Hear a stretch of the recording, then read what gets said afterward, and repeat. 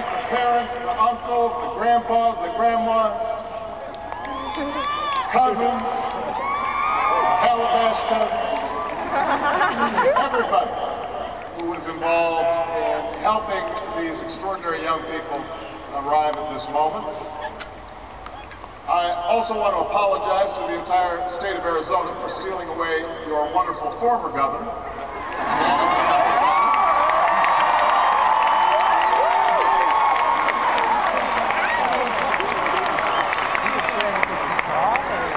But you've got a fine governor here, and I also know that Janet is now applying her extraordinary talents to serve our entire country as the Secretary of Homeland Security, keeping America safe.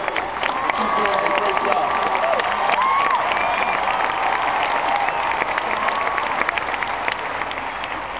Now, before I begin, I'd just like to clear the air about that little controversy everybody was talking about a few weeks back. I have to tell you, I really thought this was much ado about nothing. But I do think we all learned an important lesson. I learned never again to pick another team over the Sun Devils in my NCAA practice.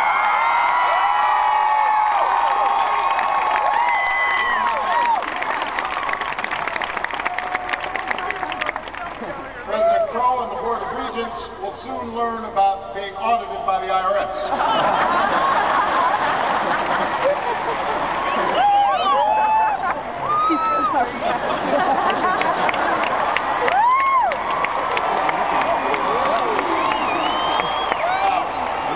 In all seriousness, I come here not to dispute the suggestion that I haven't yet achieved enough in my life. First of all, Michelle concurs with that assessment.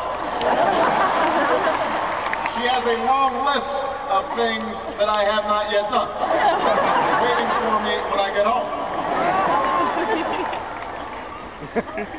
But more than that, I come to embrace the notion that I haven't done enough in my life. I heartily concur. I come to affirm that one's title, even a title like President of the United States, says very little about how well one's life has been led. That no matter how much you've done or how successful you've been, there's always more to do, always more to learn, and always more to achieve.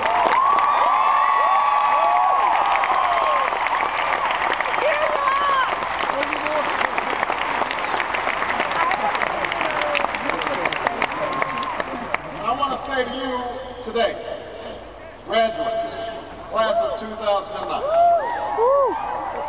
that despite having achieved a remarkable milestone in your life, despite the fact that you and your families are so rightfully proud, you too cannot rest on your laurels. Not even some of those remarkable young people who were introduced earlier.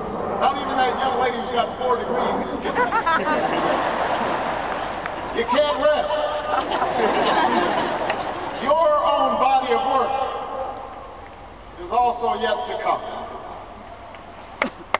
Now, some graduating classes have marched into this stadium in easy times, times of peace and stability, when we call on our graduates simply to keep things going and don't screw it up.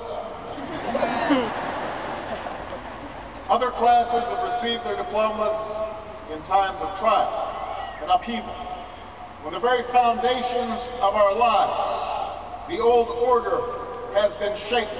The old ideas and institutions have crumbled, and a new generation is called upon to remake the world. It should be clear to you by now the category into which all of you fall. For we gather here tonight in times of extraordinary difficulty for the nation and for the world. The economy remains in the midst of a historic recession, the worst we've seen since the Great Depression. the result in part of greed and irresponsibility that rippled out from Wall Street and Washington as we spent beyond our means and failed to make hard choices.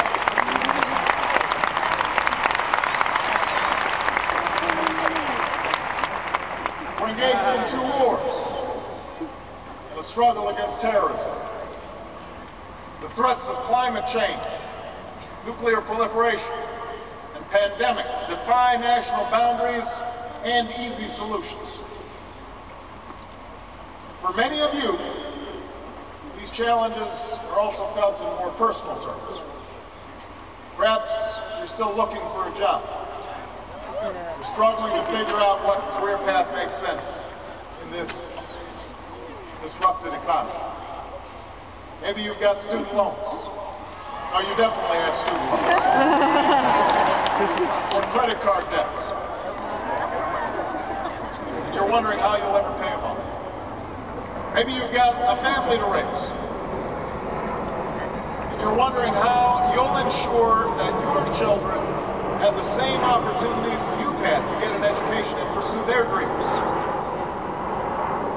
Now, in the face of these challenges, it may be tempting to fall back on the formulas for success that have been peddled so frequently in recent years.